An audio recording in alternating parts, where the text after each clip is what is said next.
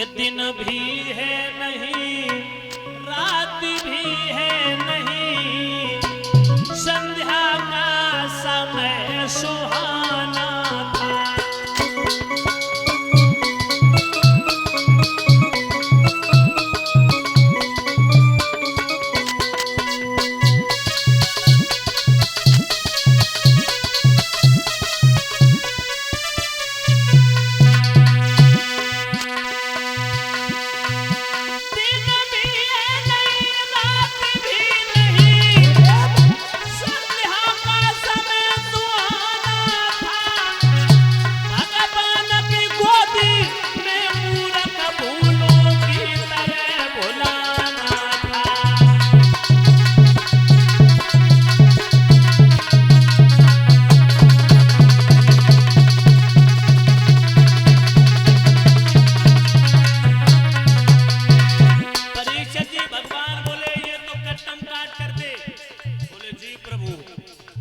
बोले अभी तो और भी वरदान है।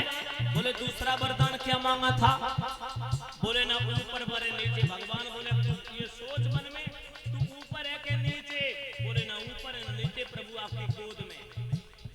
भगवान बोले ये भी वरदान कट्टम काट कर। बोले और क्या मांगा था? बोले भीतर मरे ना बाहर। भगवान बोले एक बात बता, तू भीतर है के बाहर? बोले ना भीतर ना बाहर, देहरी पे। भगवान बोले ये भी वरदान कट गया।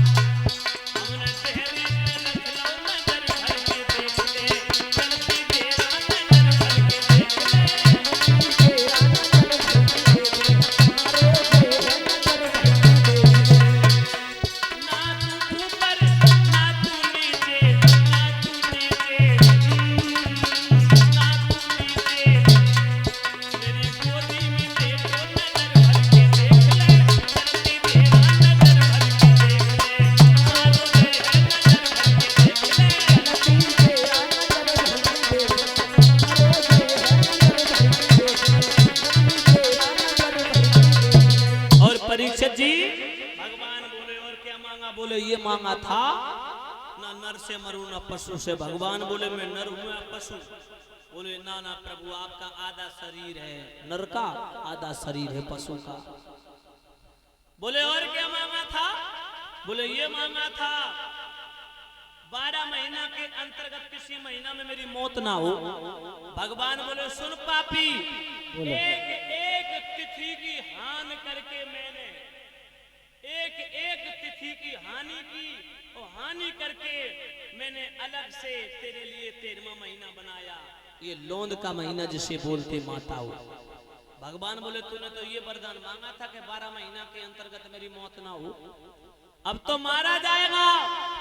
बोले अभी नहीं प्रभु, मैंने ये भी वरदान मांगा था, न जीव से मरे न निर्जीव से, न अस्त्र से मरे न शस्त्र से। भगवान बोले एक बात बता, मेरे हाथ में अस्त्र है या शस्त्र? प्रभु ये ना अस्त्र है ना शस्त्र है। लंबे लंबे नाखून। हाँ। अच्छा एक बात बताइए, जिंदा है क्या मुर्दा? प्रभु ये दोनों है। कैसे? अगर इन्हें ज्यादा काट दो तो ये जिंदा के समान है, और कम काटो तो ये मुर्दा के समान। कट्टम काट कर सारे बर्तन, अब तेरे पास कुछ रहा? अब तो नहीं रहा। परीक्षित जी मूर्ख ने वरदान भी मांगे, सारे वरदान फेल हो गए। और भगवान जब कोई, माता बहनों ध्यान रखना, कोई आपदा आती है ना, कोई किसी भी तरीके से परीक्षित जी कोई आफत आती है, कोई संकट आता है, तो उसका कोई ना कोई एक ना एक रास्ता जरूर निकल आता है। माताओं, ब्रह्मा जी के सारे वरदान उसने अपनी दृष्टि में ऐसे मांगे थे कि मैं अमर हो जाऊंगा, लेकिन परीक्षित जी सारे वरदान फेल हो गए। भगवान ने लंबे लंबे नाखून उस पापी के सीना में गाड़ दिए, सीना फाड़ दिया। आवाज निकली भक्तों, हिरण्याकश्यप का अंत कर दिया मेरे प्रभु ने। उसके सीना को फाड़ करके आते और कलेजे को निकाल निकाल के भगवान फेंक रहे। भगवान की क्रोध अग्नि से माताओं मानो सृष्टि का विनाश होने वाला हो। भगवान चतुरानंद ब्रह्मा भगवान शंकर बोले, हे ब्रह्मदेव, अगर भगवान की क्रोध अग्नि को शांत न किया गया तो सृष्टि का अंत हो जाएगा। लक्ष्मी से कहा, जाओ देवी, तुम्हारे पति क्रोधित हुए हैं, तुम ही जाकर के मना लो। भगवान चतुरानंद ब्रह्मा से भगवान शिव जी बोले, जल्दी भेजो लक्ष्मी को। और एक बात और कहेंगे डॉक्टर साहब, जब पति नाराज हो जाए, कितनी गुस्सा में होए, अगर पत्नी हंस के बोल दे, मुस्कुरा दे, तो पति की गुस्सा क्षण भर में दूर हो जाती है। चतुरानंद ब्रह्मा बड़े चालाक है, बोले देवी जाओ तो कल तरीका से उन्हें मना लो, तुम्हारे पति हैं। लक्ष्मी बोली, भगवान ऐसा रूप मैंने कभी देखा ही नहीं था, मेरे कब्जा से बाहर मेरी हिम्मत काम नहीं कर रही। प्रहलाद को पास में बुलाया, ब्रह्मा ने कहा, जाओ बेटा, तुम्हारे परम पिता परमात्मा तुम्हारे पिता हिरण्यकश्यप के ऊपर नाराज हुए हैं, तुम ही जाके मना लो।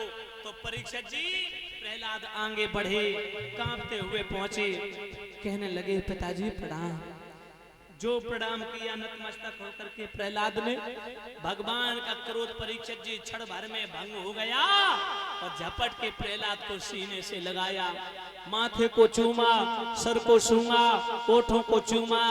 और भक्तों, भगवान अपने भक्त को अपने जीभ से, अपनी जिह्वा से चाटने लगे। बता भक्तों, आप लोगों ने अपने बच्चों को कभी चाटा? नहीं चाटा, लेकिन मेरे प्रभु अपने भक्त को चाट रहे हैं। और हाथ जोड़ के भगवान प्रहलाद के सामने घुटने के बल बैठ गए और बोले, बेटा मुझे क्षमा करना, भक्त मुझे क्षमा करना, मेरे लाडले मुझे क्षमा करना।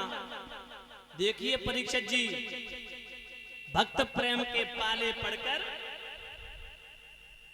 प्रभु को नियम बदलते देखा। प्रेम भक्त के पाले पड़कर प्रभु को नियम